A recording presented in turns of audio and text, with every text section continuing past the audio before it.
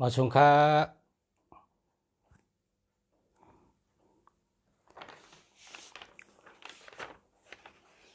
มาสงพ่อแม่พี่น้องผู้ทำยินกูก็กูเจ้าค้ามาสงตั้งเสียงค้าทำได้เสียงกัน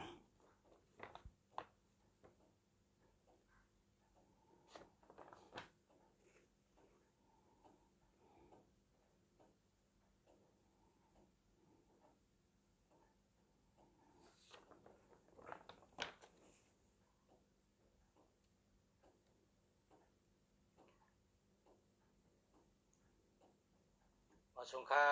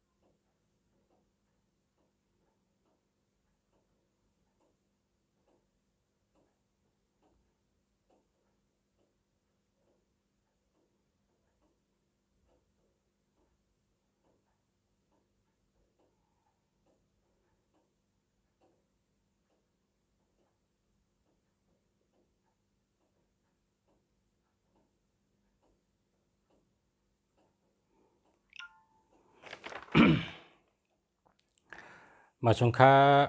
มาชงพ่อแม่พี่น้องเขาค่ะเนาะเมื่อในเขาเลยเห็นเอาเนอห้องเห็นมาในการเห็นคาเตียวมาลัดเซ็ตคอลองหลูเลยมีสติ7ข้อลองหลูเลยมีสติ7ข้อนะพอมีคนแชร์มันก็ขัดติดัดพอมีคนแชร์มันก็อุบกันกันเนี้ยนะไปตัวจ่องแต่มีคนแชร์มันขัดติย้อนแชร์มัน1 ก้อน 1แชร์กะเฮ็ดสังแลแชร์ไหนก็คาเฮมันเพคาเฮได้ก็เจ้าเก่าไหลยินจอมชูเจ้าก็มีได้ก็กูก็ข้าก็มีได้ก็ชูเจ้าเป็นได้ก็ข้าก็กะได้ก็ชูเจ้าซ้ำมีกูก็หนังหือแลได้ก็เผอได้ก็มันแต่แลหับหู้นั่นเฮาเป็นดานะปารามีเหตุการณ์กุศลปารามีฉันต่อเอาโหเมมือหางลีสุเจ้าเด็กแซ่บัญชีกรรมค่ะเพราะว่าสุเจ้าแซ่ปัญญาในข้าก็ติลัดอันขัดแต้มไว้การมีสติ7ข้อสติในตีไรก็หรือมีกุติก็กะสติ7ข้อในสติปุนตาเมื่อเขาหยิบจากลาดเท่าไกอำใจว่าสติในแต่ได้เจ้าใดกุติก็อำใจก็กะสติในหรือมีกุติหรือมีกุยามหรือมีกุคิงนะสติในก็กะสติ7ข้อในมันเป็นสติอันเมื่อเขาหยิบจากลาดเท่าเพราะว่าจากลาดเท่าในพอเขาหยิบขึ้นมาในย้อนฉังแลหยิบเฮ็ดสังกอบสังแลหยิบ ให้มันได้ตั้งเสื้อใจห้ายิบให้มันเปตั้งขั้นห้าอันนั้นก็ยิบให้มันป่นข้าวยำกว่าห้าอันนั้นก็ใครฮู้ใครหันว่ามีฉังเมื่อไหนในได้25เนี่ยจังว่าเฮายิบจากรัดขึ้นมาในเหตุผลมันลองตั้งมันกอบสั่งได้ยิบพอยิบเย้าพอเฮามีสติมันเตเป็นพรดีปุณตาตัวเจ้าเก่าและปุณตาได้ก็เจ้าเก่าพอเฮามีสติมันได้เป็นลองเลเป็นพรให้ตัวเจ้าเก่าก็เลยอันนั้นก็เป็นพรให้ตาได้ก็เฮาก็เลยก็เพราะฉะนั้นเมื่อเฮายิบจากลัดในเมื่อในโรงเรียนสอนว่าให้มีสติ7อันนะครับนะ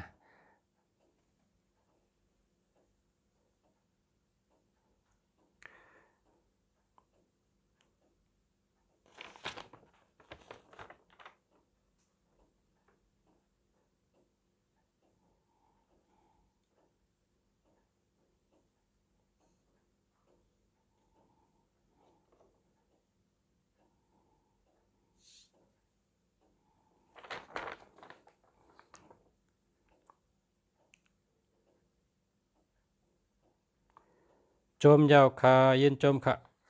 กดแชร์ไปนะค่ะเนาะกดแชร์ก็โจมค่ะขอบใจค่ะแชร์แทงก็ไรค่ะนะแชร์แทงก็ไรแชร์ยาวแชร์แทงแชร์ยาวแชร์แทงก็ไรค่ะ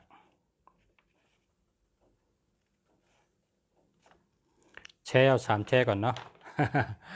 ขอบใจค่ะขอบใจใหญ่นำค่ะลาดเอาค่ะกำในหนังฮือแลเตไรเจ้าข้าวยามปอหึงยาวก็เตไรนอนกันเนาะเมื่อเหลียวในภายป้ายอยู่ลีเสียบุญเสียมาเขาเปิ้นรัดมาว่าเฮินนอนเจ้า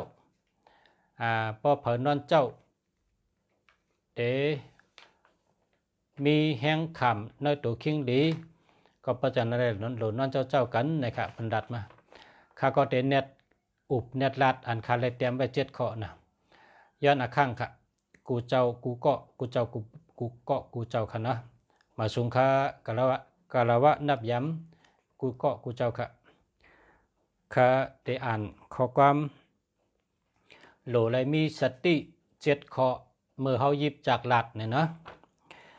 จากลัดในเป็นความไตไงเพราะว่าพี่น้องไตตีอยู่ในเมืองไตได้กำนำในเขาได้ลัดว่ายิบพงนั่นนะยิบพงเพราะพี่น้องไตอันมาอยู่ในเมืองไทยเขาก็ยิบมือถือนะครับเนาะยิบมือถือเมื่อเฮาขายยิบขึ้นมาในเฮาถูกได้มีอยู่7ข้อนะ7ข้อในว่าเนี่ยข้อที่1ครับข้อที่1ในเป็นนำหมู่ก็กะในการนาได้พอได้ยินสาระเฮาสอนเนาะก็เฮาขาดถังแต่ยอมกะลองอันเป็นจังได๋นะข้อที่1ในก้นคำพองมังก็ในเขาหันเปิ้นได้เหลกว่าตีหนึ่งเย้าตีหนึ่งเขาก็ลาดออกชบเขาว่าย้อนว่าเฮ็ดสังแลเขาเลยเหลกำหนึ่งกว่าตีหนึ่งกำหนึ่งกว่าตีหนึ่งล่ะนั่นเขาไปกุสุลีล่ะเขาไปจ่อล่ะกำไรกว่าตีหนึ่ง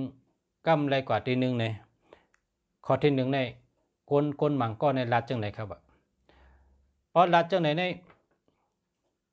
มันปองว่ายุ่มย้ำน้ำกัดเจ้าเก่ายุ่มย้ำตัวเจ้าเก่าและลัดออกชบนะครับข้อความอันว่ากำเขากว่าตีหนึ่งกำเขากว่าเลตีหนึ่งเขาไปเกี่ยวเขา เขาเป้มีข้าวยำเขาเป้เป้เจ้านั้นเป้เจ้าไหนเนี่ยหนังกะก้นเขาไขลัดนั่นพอเขาลัดออกเฉพาะเจ้าไหนเนี่ยมันตึกคึกตัวเจ้าเก่าขึ้นไว้หลังนะครับเฮ็ดทางแลตึกคึกเจ้าเก่าไว้หลังในก็เพราะว่าข้อกรรมเจ้าไหนเนี่ยถูกลีลัดมันปองว่าหันกาขันเจ้าเก่าขึ้นนะครับหู้จักกาขันเจ้าเก่าเพราะว่าก้นหู้จักกาขันเจ้าเก่ายุ่มยำน้ำกัดตัวเก่าเพราะเป็นก้นยุ่มยำตัวเก่าบ่ได้คำลาดนะครับคำลาดละนะครับนั่งไว้เลยนั่งไว้ที่นั่นก็ได้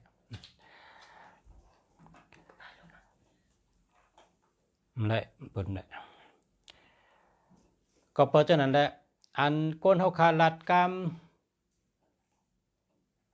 ชิเกนะลัดกรรมชิเจเปิ้นว่าเขาเป้ได้เลเขาเป้มีข้าวยำเขาเป้จ่อลงหลังเนี่ยมันมาตุ้มเตอเจ้าเก่าก็เปิดว่ามันเฮ็ดเธอว่าหันกาคันตัวเก่าหันนำกัดเจ้าเก่ามันปองว่าเจ้านั้นว่าเต้ก็โปเฮาหันเจ้านั้นเนี่ยเฮาหลุไลโหมโจมจำนะครับเฮาหลุไลโหมโจมจำเฮาอย่าไปมีเจอคิเกนะอาทิตย์เปงประมาณนั้นเฮาได้เกิดเนื่อเจอว่าโหมโจมจำเป็นได้เละโหมโจมจำเป็นได้เกี่ยวโหมโจมจำเป็นมีข้าวยำพอเฮามีเจอปิติยินดีโหมโจมจำเป็นปะเนี่ยวันหนึ่งมาเจ้าเก่าก็ได้มีข้าวยำเละแล้วก็ได้มีตื้อตังไหลเละแล้วก็มีข้าวยำเกี่ยวเหมือนเขานั่นนำเลยเขาชิบปุ้นนะครับเพราะว่าเขาหันเปิ้นไหลเกี่ยวเนี่ยเขา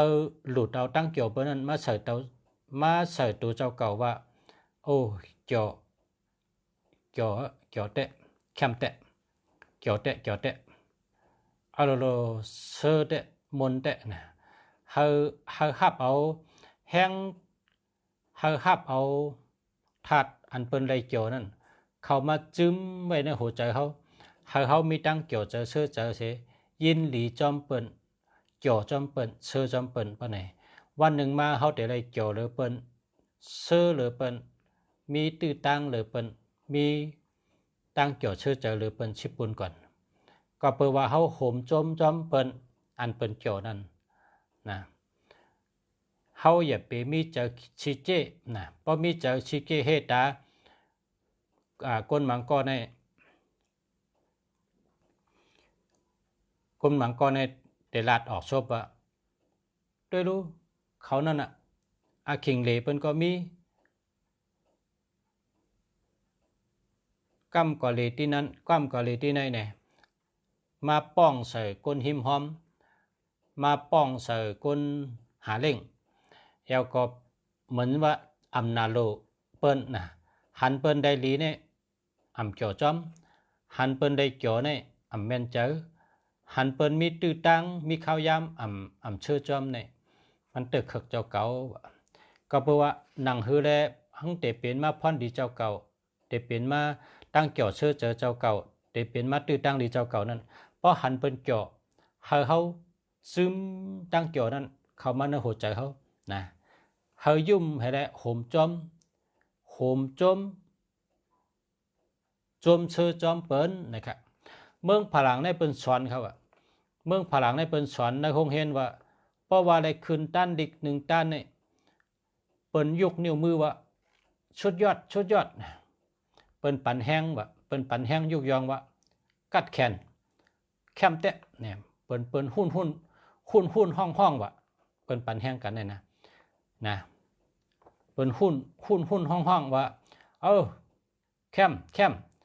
ชุดยอดนะพอคนได้ขึ้นจันก็อะไรขึ้นจันดิกมีคนกับปันแห้งเนี่ยยุกนิ้วมือปันแห้งว่าตบมือปันยินดีจอมเนี่ยเปิ้นสอนกันในห้องเห็นว่าเมืองพลังเนี่ยเมืองเองเกเรตเนี่ยนะเปิ้นสอนลองปันแห้งเนี่ยเปิ้นสอนปันในห้องเห็นกำเดียวว่า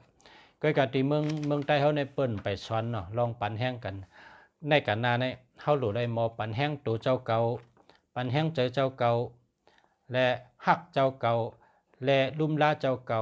และต้วยขึ้นตัวเจ้าเก่าและปกป้องตัวเจ้าเก่าเฮามีตั้งหู้เฮามีตั้งอยู่ลีเฮามีตั้งเชื่อเจอเฮามีปีญญาเนี่ยเฮาหลบปกป้องขึ้นตัวเจ้าเก่าที่หนึ่งนะนี่เป็นข้อที่หนึ่งค่ะเนาะหนังฮือได้เฮาได้มีตั้งเจ้าเชื่อเจอเหมือนเปิ้นอันเฮาหันมาไกลนั่นหันเปิ้นเลกว่าตีหนึ่งยาวตีหนึ่งเมื่อตีหนึ่งยาวตีหนึ่งนะเมื่อเปิ้นเดนั่นก็แปลว่าเปิ้นมีเงินเปิ้นมีตื้อตังเปิ้นมีข้าวยามเปิ้นมีตั้งเชื่อเจอนะพอเฮาหันในเฮาก็ไล่เชื่อเจอจอมเขาอ่ะพอเฮายินดีจอมเปิ้นเชื่อเจอจอมเปิ้นเนี่ยวันมาเฮาก็ได้เป็นคนมีตั้งเชื่อเจอมีข้าวยามเหมือนเขานะเฮาอย่าไปมีใจสิเก้เปิ้นมามังกรในว่าเปิ้นได้เลยวันเตอเมืองเนอเฮาในตั้งหลายก็ได้กะคดอยู่ในเฮิรน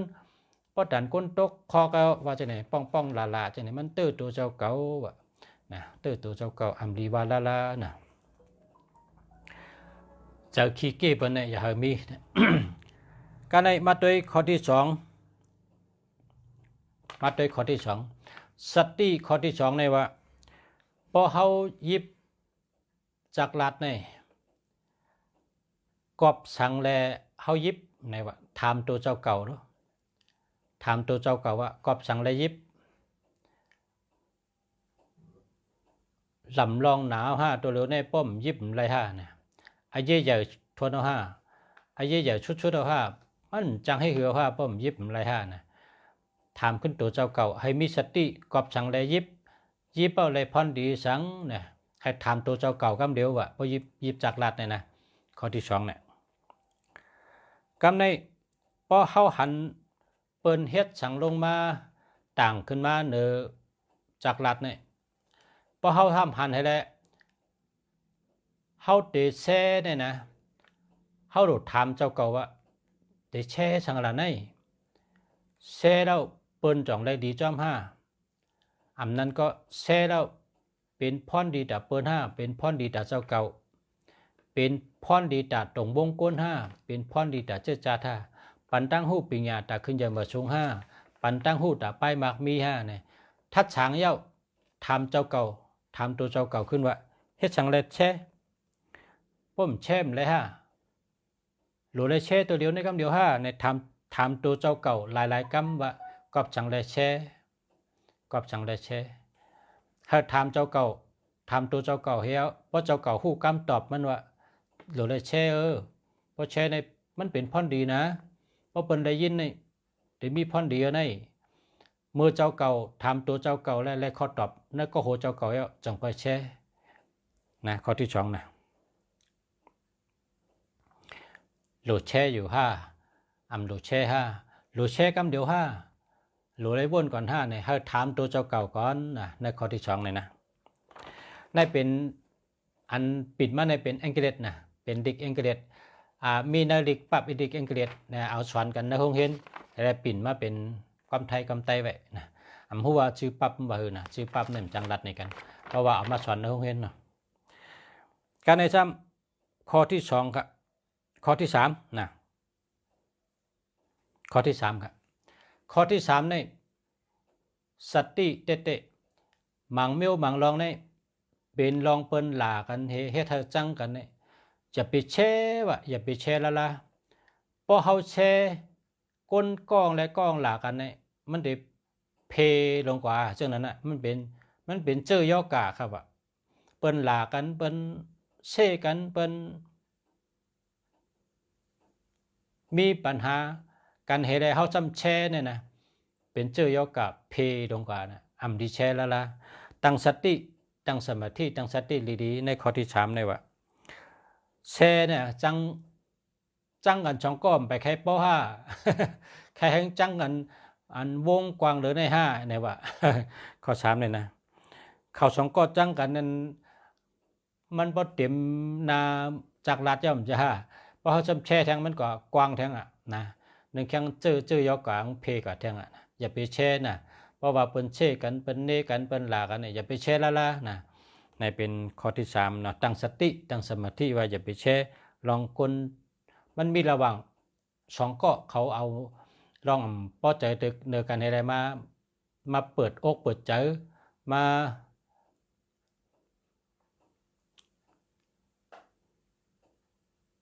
ผุยอกผุยใจเขาผุยร่วมผุยแรงเขาในลายเนาะพอเขาได้ยินเนี่ยเขาอย่าไปแช่น่ะจำเป็นว่าถูกก็ย่อผิดก็ย่อมันเป็นเรื่องเขาช่องเกาะนะมันเป็นรองตั้งเขาช่องเกาะไงเนี่ยอย่าไปแช่เขาพอเขาแช่เนี่ยเป็นเจ้ายกะเพกว่าแทงตึงแต่เป็นตัวอย่างไว้ให้นั่นนะวงเด็กกว้างกว่าที่ก่อนนั้นอย่าไปแช่นะเมียวดีบรรลากันเมียวดีบนหลัดกามตีมันตกเตยเต็มเดือกันใช่ไหมเนาะนี่อย่าไปแช่ตั้งสติตั้งสมาธิข้อที่สามอย่าไปแช่อันเป็นหลักกันแล้วก็ข้อที่สี่นะถามตัวเก่าว่าเจ้าเก่าข้าเปิ้นหันเจ้าเก่าเนื้อทานเด้อเนี่ยว่าถามตัวเจ้าเก่าลัดต่อตัวเจ้าเก่าว่าข้า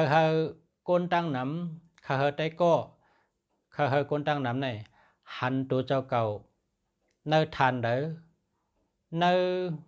เจิงหือเนื้อเมียวเด้อนะมันจะมีเป็นหลายป้ายเนาะป้ายอยู่ลีป้ายหมักมีป้ายปิ่งหยา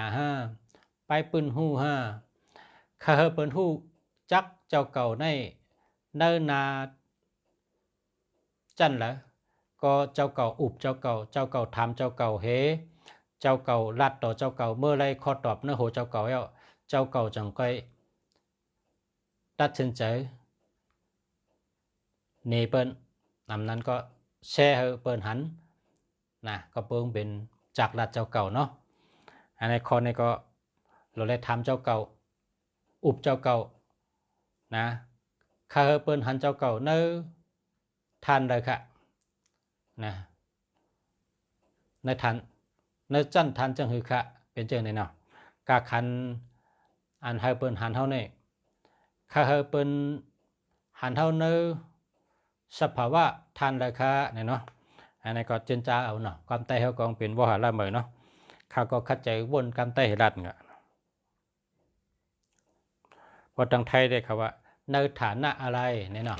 ในฐานะสังเนี่ยนะคำไทยได้ไงเนาะคำไทยก็ง่ายไว้นะคำในข้อที่ห้า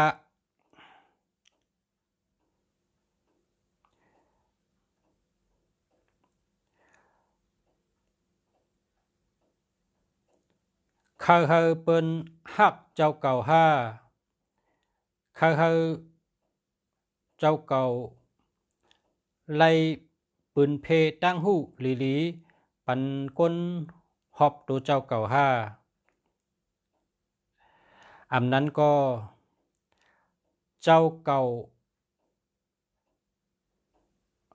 เงาจุนอำจังเฮ็ดสังแลตีไล่จึงไหนอำนั้นก็เจ้าเก่าหนังฮือแดข้าวยำมันเตป่นกว่าในตัวเหลียวเนี่ยให้มันป่นกว่าให้ในระหว่าง7 โมงต่อถึง9 โมงนะให้ป่นกว่าให้พยาไปหันค่ะข้าได้นั่งเฮาตีไล่เอากินข้าวยำมันแห้งเชิงกับหลายเนี่ยกอบฉังเฮ็ดฉังลองตั้งเจิงหือแลเจ้าเก่าจึงนั่งเสกมโหตีไล่อยู่ละอุบเจ้าเก่าขึ้นแดถามก็โหเจ้าเก่าขึ้นว่าเจ้าเก่าถามเฮหาข้อตอบปันขึ้นไวๆแลข้าวยำตัวเหลียวในอันเจ้าเก่านั่งตีไล่ในย้อนสังนะครับว่านะในก็ตั้งสติตั้งสมาธิถามตัวเจ้าเก่าให้ก่อนเนาะนะถามให้อะไรข้อตอบไม่กอบสังนั่งตีไล่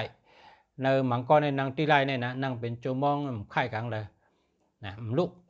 ต้องนั่งอยู่จังนั้นนะจังไหนก็มีก็เพราะฉะนั้นพ่อห้อมตั้งสติตั้งสมาธิความถามเจ้าเก่าเนี่ยเขาเตะหัวนั่งตั้งแต่อะไรมองต่อถึงไรมองน่ะเนาะมันเตะเป็นจังนั้นน่ะก็เพราะฉะนั้นเขาโหตั้งสติตั้งสมาธิทำตัวเจ้าเก่าขึ้น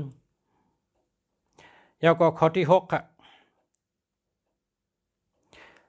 ว่วนสังอ่ำออก วนหาเส้นตั้งออกเหมียวห้าเคยหู้เฉลองห้าเจ้าเก่านั่งเสเอาข้าวยำตีไล่จังไหนตั้งสติตั้งสมาธิถามตัวเจ้าเก่าว่าข้าวยำในหลายมเน็ด30 มเน็ดในเจ้าเก่าหาหันอีสังไรอ่านไข่หันแทงตึกมีลองหลูหู้แทงนั่นอีสังหลาย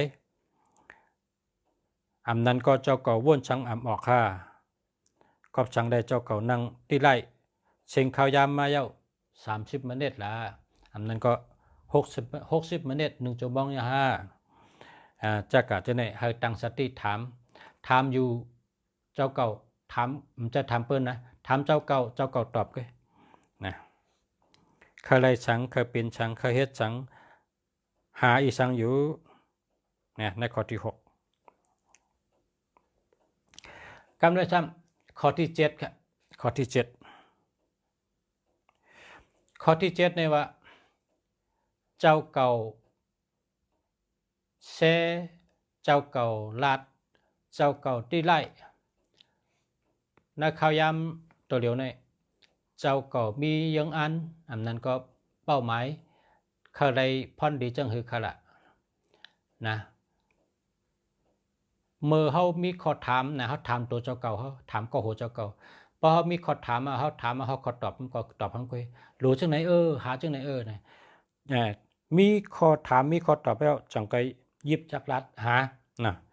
เพราะนั้นก็สังวัดตีไล่ให้ไหนจึงในข้าวยำเชิงกะมังปอกก็เป็นหลายมเน็ดมังปอกก็เป็นจูมองใช่นะเจ้าเก่าไรพรดีสังในข้อที่7ในว่าไรพรดีสังตีไล่ในไรพรดีสังแล้วก็หายสังอยู่ในข้อที่7ในลำลองแกะว่าตั้งสติเหตุถามแล้วก็เลือกเส้นตั้งนะเลือกเส้นตั้งว่าหลวในก็เขาเตรียมเขาไก่ว่าหลุดด้วยไปอยู่ลีในเขาเตรียมไปอยู่ลีหลุดด้วยลองกินย่ำในเขาเตรียมลองกินย่ำหลุดด้วยฉันก็เตรียมเขากะหาลองนั้นกำเดียวนะนางหึงเต็มเชียงข้าวย่ำก็ตั้งหึงนะมันโหลด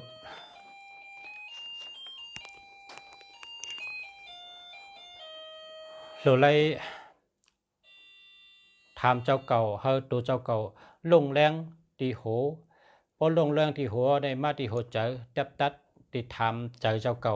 อ๋อในจับตัดสั่งมาตีโหเจอแล้วก็ตีมือในซ้ำตีไล่กันเดียวมันเป็นข่าว3ก้อนนะครับตีโหเจอและตีมือข่าว3ก้อนในก้อนที่1เป็นอ๋อ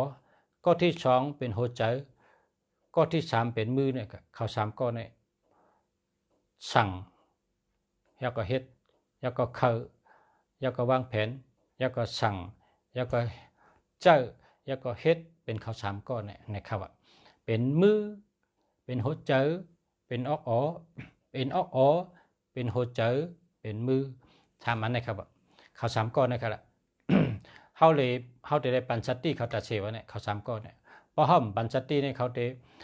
อันไหนก็ใครหันเดียวนะอันไหนก็แค่เดียวสั่งหัวเจอในว่าลืบแทงล้ำแทงกว่าแทงยายแทงค่ายแทงตีได้แทงมือเลยซ้ำเฮ็ดเนี่ยมือเลยนี่ติ๊บเนี่ยนะเขา3ก้อนได้ว่าอ๋อหัวใจมือก็ได้เฮ็ดคือให้เปลี่ยนพันธุ์ดีในเอาอ๋อในวนว่าเจ้าเก่าในเพราะว่าใครได้สั่งในนี้เฮาเจนเจ้าว่าเป็นของเฮาเยอะเฮามีเยอะเป็นของเฮาเยอะเฮาไหลมาเยอะเฮาบ่นว่าเฮามาเฮ็ดมาจัดการอยู่เยอะนั่นอ๋อเนี่ยเพราะฉะนั้นในเฮาเอาใจเฮาในต้องไว้นะเอาหัวใจเฮาในต้องไว้ป้อหัวใจเฮาต้องไว้ในมือเฮาในเตรียมไว้นะในจังไหนจังค่อยเป็นพันธุ์ดีครับมือว่าเฮาใครมีเฮิรนนะเฮาใครมีเฮิรนอ๋อในบ่นว่าพอได้เฮ็ดเฮิรนปุ่งจามจังไหนเฮ็ดเข่งพระจังไหนเฮ็ดสองไผ่จังไหนเฮ็ดห้องอาบน้ำจังไหนที่ฮับแขกให้ไหนเฮาใครได้เฮิรนเนี่ยเฮาเดี๋ยวก็หัวเฮาในวนเฮาหันไว้ในตาเฮาห่างนั้นเข้ามันก็หัวกวน ใจเขาในซ้ำต้องไว้แบบใจเขาในต้องไว้เฮือนเขาในติเป็นจังไหนอ่ะพักตูงแต่มีจังในอ่ะที่จวดกาแต่มีกันในที่ฮับแขกแต่มีกันในช่องไพ่แต่มีกันในเข่งพระราแต่มีกันในห้องนอนแต่มีกันในห้องน้ำแต่มีกันในหัวใจในต้องไว้อ่ะการในมือในซ้ำหนังคือเต็มลืมนั้นมันทำเป็นคนเต็มอ่ะมือในซ้ำเต็มไว้เต็มไว้เต็มไว้เต็มไว้เฮ็ดใดๆกูวันในอ่ำหึงอ่ำนั่นเจ้าเก่าก็เฮือนหลังนั้นก็เป็นเฮือนเจ้าเก่านะอันเจ้าเก่าวนไว้เจนจ้าไว้ในใจนั้นก็เป็นของเจ้าเก่านะลองอ่องมานอันว่านั้นเจ้าเก่าจะได้วนหันป่องแจงแรงเจอดำวางแล้วก็โหเจ้าเก่าเป็นกูล็อกกูแรงกูเมียวดังบดเย้าตัวดีงามเนอะโอ้ปนเนอะโอ้ยอเนี่ยมีติหัวใจอะต้องไว้ก็ในหัวใจเนี่ยกูลืมว่าสั่งให้มือเนี่ยเตรียมไปคำเดียวเนี่ย3 ปีเนี่ยเพราะเจ้าเนี่ยเป็นพ่อนดีนะครับว่าเนี่ยสติ7 ข้อนะสติ7 ข้อมาปั่นเมื่อเนี่ยก็แคมเดียบกันเนาะสายพงสายจากดัดก็เข้ามานะข้าเขาก็ต้องไปพบกันแทงนะเมื่อได้อุบกันลองว่าสติ7 ข้อมือยิบจากดัดนะมือยิบพงเนาะมาชุงค่ะพอมีพี่น้องเขากูก็กูเจ้าค่ะเนาะย้อนให้กูก็อยู่ดีกินหวานเหตุการณ์ที่ใหญ่มาชุงฮะอยู่ดีมีเงินหางดีคึกปืนกูก็กูคนค่ะมาชุงค่ะ